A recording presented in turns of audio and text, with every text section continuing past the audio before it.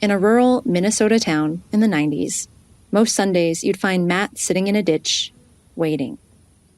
The ditches there are deep, so if you drove by, you most likely wouldn't see her from the road. And that was the whole point. A car would come zooming down the road. Matt would grip the handlebars of an old Suzuki 125 motorcycle and start counting. Timing was everything. 3, 2, 1, go. And when the car passed, I would hit the accelerator, kickstand already up, and just race that car with all my heart, hair flying, big grin, bugs in my teeth at the end of the ride, with just the weeds whacking my leathers. Matt would go faster and faster and then hit an incline and launch into the air. Picture it. 12-year-old Matt flying through the air at 45 miles per hour. Now, picture the look on the driver's face as she sailed past them. Did they look at you with awe? No, most of the time. They didn't know I was there, so it was shock. A surprise. That sounds so fun. It was. Matt was a daredevil, never backed down from a challenge. Matt was a tomboy. Matt would ride anything that went fast, not for the adrenaline rush, just because I could, and enjoy the freedom, the wind in my hair. That was Matt. But in the religious community she belonged to, you're not supposed to do much of anything on Sundays, let alone race cars on a motorbike. So for years, she kept it a secret. But then Matt grew up, and she was told to stop hanging out in ditches. This is Homemade, an original podcast by Rocket Mortgage about the meaning of homes and what we can learn about ourselves in them. I'm Stephanie Fu. In this episode, a woman is forced to choose between her religious community and the one place where she felt most at home, on her motorcycle. Trigger warning, there is a very brief reference to domestic abuse in this episode. Matt's given name was Martha. She grew up in northern Minnesota in a hand-cut log home in between Lake Plantagenet and the Schoolcraft River. Her dad was a physician. He once tended to a woman in labor for 3 whole days, during which the woman spoke to him at length about her religion. By the time she gave birth, Matt's father had converted. And from that moment on, her family became very religious. They attended church on Wednesdays and Sundays, sometimes twice on Sundays, and the church and other church members were the center of their world. As a little girl, how did you picture God? I pictured God as a big man with a beard and long flowing robes, all seeing, all everything. If there was like a movie star or something that God's personality was like, was there one? So God would be like Sam Elliott to me, ever patient, ever loving, just the best of the best. Sam Elliott, the actor with a southern drawl and a big white mustache. Unconditional love. Very, very much so. But Matt says that didn't seem to be the same God everyone else around her was worshiping. I was always reminded that I had to behave a certain way, act a certain way, dress a certain way. So if you did something that wasn't pleasing to your father, your mother, your God, your church leaders, you were shamed. Something was wrong with you. So we were always trying to be perfect. We were always trying to follow all the commandments and everything that our church leaders had told us to do, because then we would be lovable. Then we would be going to heaven. I see. So it wasn't unconditional at all then? No. Matt first rode a motorbike at the age of 10. She'd 50 chickens and sold eggs to local residents. She needed a vehicle, so her father gave her an old yellow Honda Trail 90. Great for making deliveries. Also great for secretly riding around the backwoods. Large, knobby tires with a single cylinder pushing out just 7 horsepower. A tiny, gutsy bike for a tiny, gutsy Matt. She tied a milk crate to the back where she would stack the egg cartons. It did the trick. But after a while, Matt traded in the Trail 90 for something with a little more kick. The Suzuki 125. The Suzuki could go faster. I swear I could climb a tree. And then that's when I began really doing my ditch racing. So your parents, they never punished you for it?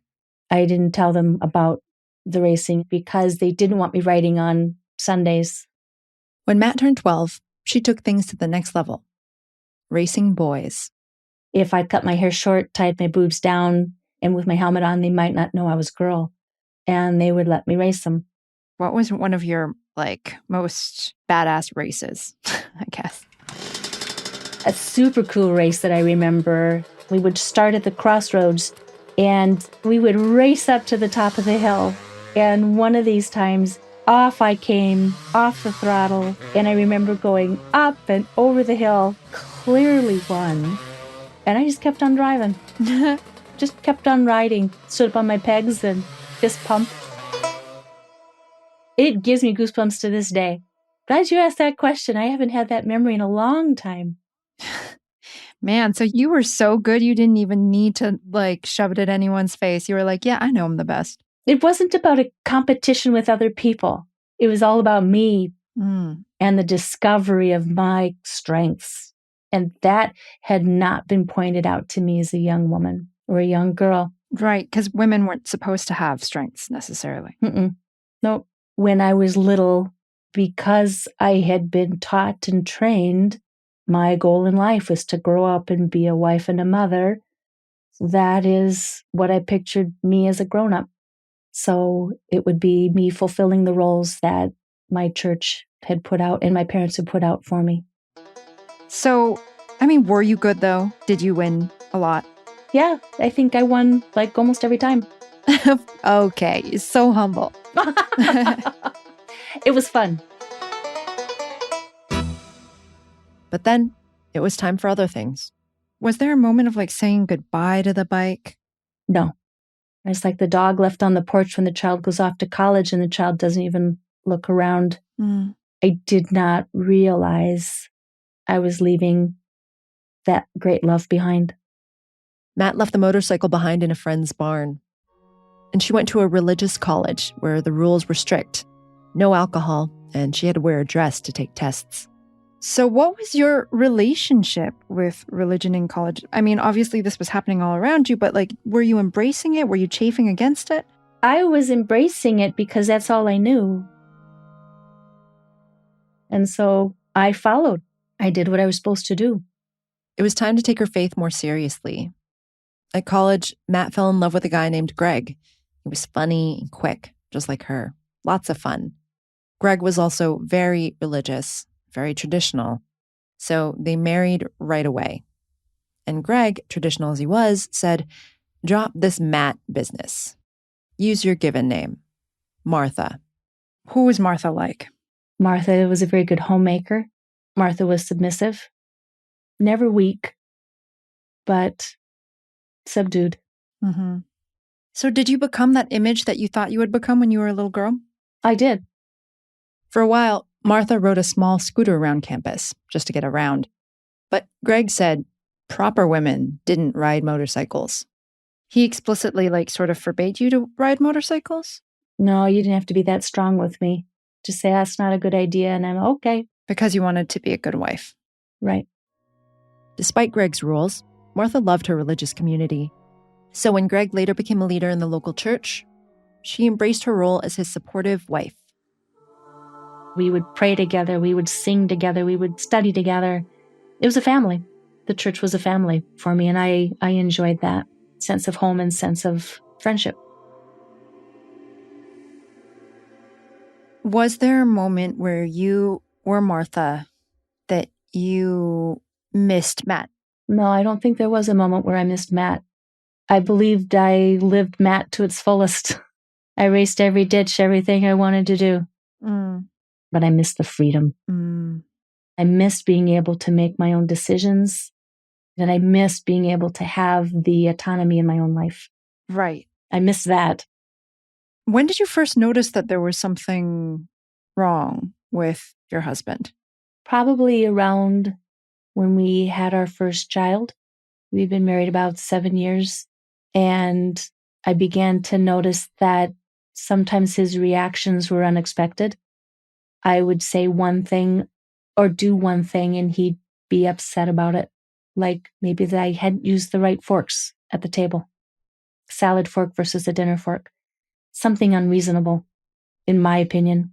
I know some people like properly set tables. That's not an important thing for me. Mm-hmm. And so it was in those instances where I began to see some little cracks coming through. She and Greg had 4 more children. And over time, she says, his behavior became more erratic, more unnerving. Eventually, doctors diagnosed Greg as having schizophrenia. His condition worsened. Life at home got tough. People didn't understand. And when I reached out to my church leaders, we were told we were sinning, we weren't holy enough, we weren't attending our meetings. Pray better, do more, work harder, and it'll be solved. And it wasn't.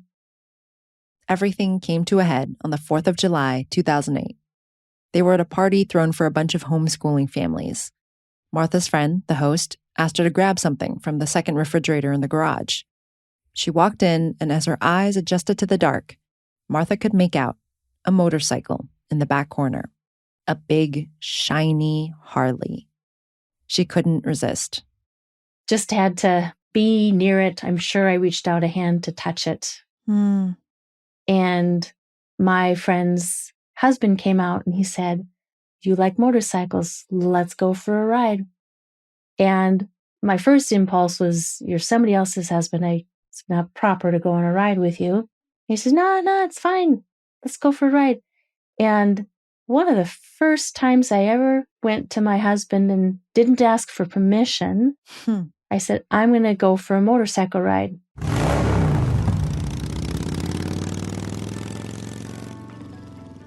What did it feel like being on that motorcycle after so long? You know how when you go camping and you bank your coals for the night? Mm-hmm. And you're hoping that when you get up in the morning that you can uncover them and wave on them? You're just not sure if you've got enough coals in there, if you've got enough wood, if it's hot enough. Getting back on that bike was like a flicker of orange ember where I could feel that visceral pull back to memories of my dirt biking days and my ditch riding days. It's a pretty powerful moment, but it was just a glimpse. Just a tiny ember. Mm-hmm. That ember turned into a house fire later that evening. Greg had been furious about Martha's bike ride. And how did he take that out on you? Do you want me to go there? If you don't feel comfortable going there, we don't have to go there. The reason I'm hesitating is I'm not sure what I want my children to hear. Greg had a mental health episode, a bad one. And eventually, Martha got an order for protection. I don't think he intentionally. There's a difference between abuse because you have a mean person, and there's a difference when you have abuse at the hands of somebody who's mentally ill. Afterward, the religious elders told Martha to divorce her husband. Unusual for a religion that discourages divorce in general.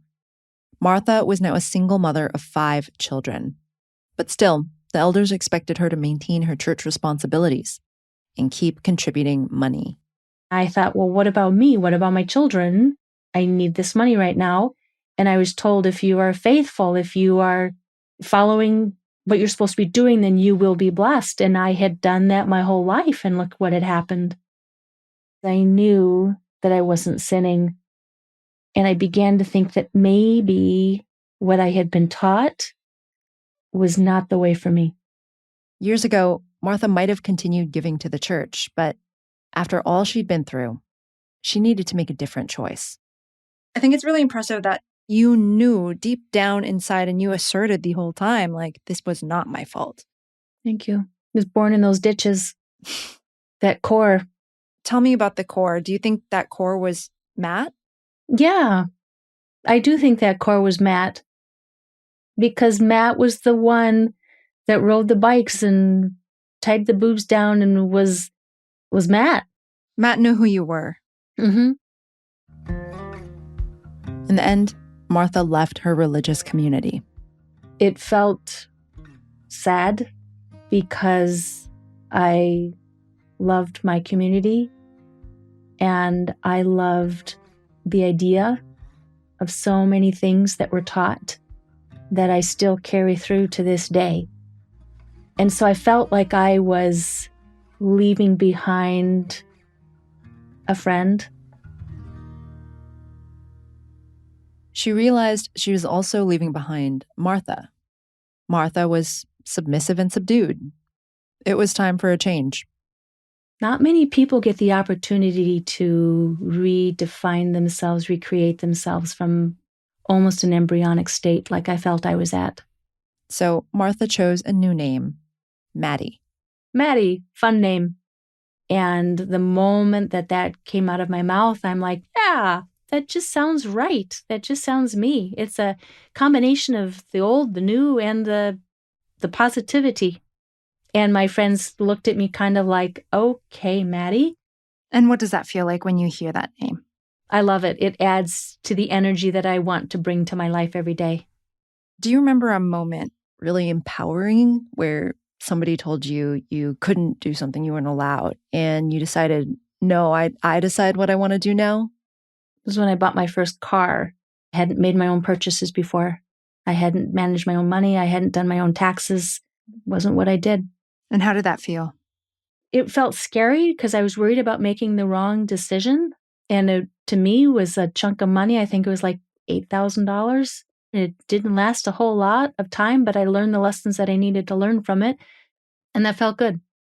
New name, new life outside her former community. But Mattie didn't want to totally step away from God, from having what she calls a way back to heaven. So she sought out other churches and other religions, even went to some of their services. I remember the first time I walked into a church other than my church of my youth and thought for sure the ground was going to open up. And I realized the world is not falling apart. I'm not getting struck by lightning. And I know that sounds like I'm over dramatizing it, but until you test those waters, you're not sure. I asked Mattie about Sam Elliott and how she'd lost that kind of God. Patient, kind, thoughtful. I wondered if she found in one of these new churches a God who provided unconditional love. No, I did not find that unconditional love in any of the churches. I found that on the back of my motorcycle. One day, Mattie visited a new friend, Mark, who lived on a farm. They were walking around when Mark headed into a barn and wheeled out an old dirt bike, a Kawasaki 250. Mattie's face lit up. And he said, do you want to take it for a spin? And I did. And it was a pasture. It was full of little manure piles. And I jumped on the bike. It was a kickstart, kicked it, started driving. And I remember weaving my way through the manure piles and tufts of grass. Tell me about what happened to the ember. Riding around in that field made me feel like it confirmed that I do have embers. I do have strength that I can tap into as I need to. And I'm going to be okay coming through what I've come through because I have that fire. And I just remember realizing that for me, religion is not a church, not a place you worship, but it's a sense of spirituality. And so that was when it was in that field where I'm like, this is my religion.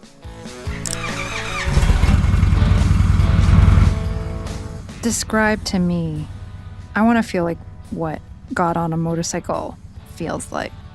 When you're on the back of a motorcycle and you go down into a dip, the air gets cooler. When you drive by a field, you can smell the crops. When you come up and over a hill, you can feel the warmth of the sun. You can hear, feel, taste, smell. Everything is alive on the back of a motorcycle. And to me, that's what God is like.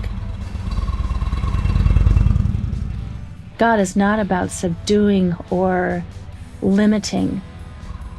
God is endless.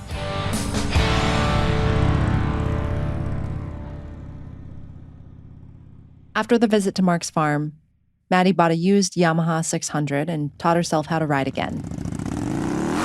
How to find the right balance between her front and back brakes. One without the other meant she could go flying over the handlebars. As she practiced that, Mattie also found balance in life.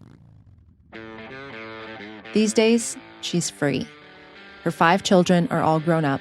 She works as a speech therapist, and she rides with a group of women. And she rides her forever bike. Mattie called it Zeus.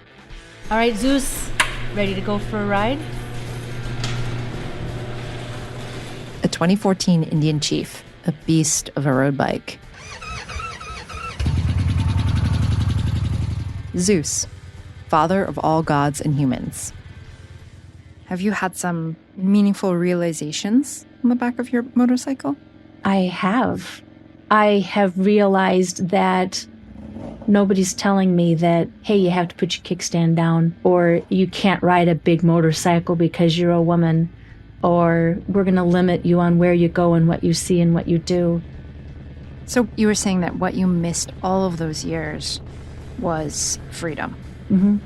And this felt like kind of the purest form of freedom. Mm-hmm. It did. Being able to choose for ourselves and be positive about those choices. On a recent visit to Denver, Mattie did make a bad choice. She was visiting her son and decided to take his friend's bike for a spin. A crotch rocket, they called it.